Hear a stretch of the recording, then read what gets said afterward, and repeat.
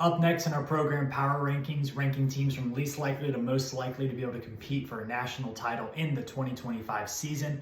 We head out to sunny Los Angeles for the number 54 team in the country.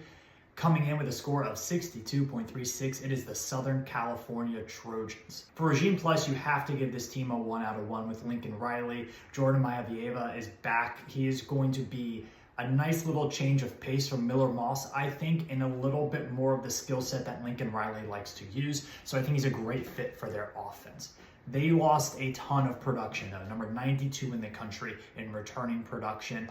I think they have a lot of big shoes to fill. That might be an issue for this team with a tough schedule, which we'll get to later. The high school recruiting has been phenomenal at USC, though, number 12 overall in the country for the last 2 cycles. They are all in high school recruiting the same way that Alabama and Texas and Georgia and those kind of programs are. So they are trying to play with the big boys in the high school recruiting world. Transfer portal, not so much. Number 61 in net transfer portal. I think they lost more than they gained here. But again, they're putting their resources towards high school. This is their strategy for player recruitment, talent recruitment. Will it work out for them? I'm not sure. I think they're a very attractive transfer portal destination, but we'll see. I'll trust Lincoln Riley on this one. Last year, the Trojans were good, not great. I had them number 38 in the country in adjusted EPA per play. I think you saw them have some games where they looked really good, and I think you had them see some games where they really underperformed, thinking about that game against Maryland on the road. So this is a team that I think is very, very subject to how they feel that day, which is a little scary for a team in the Big Ten.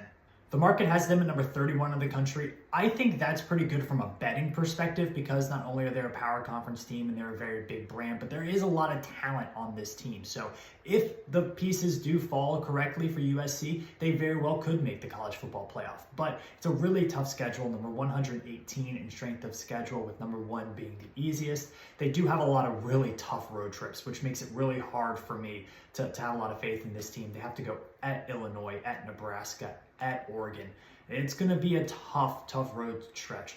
November isn't too bad outside of that Oregon game for USC, but I just don't know if this is a team that we're going to get 12 good games out of. They're probably going to get upset a couple times. They're probably going to get somebody who has to travel to the West Coast, but overall, 8 or 9 wins looks a lot better for me than 11 or 12.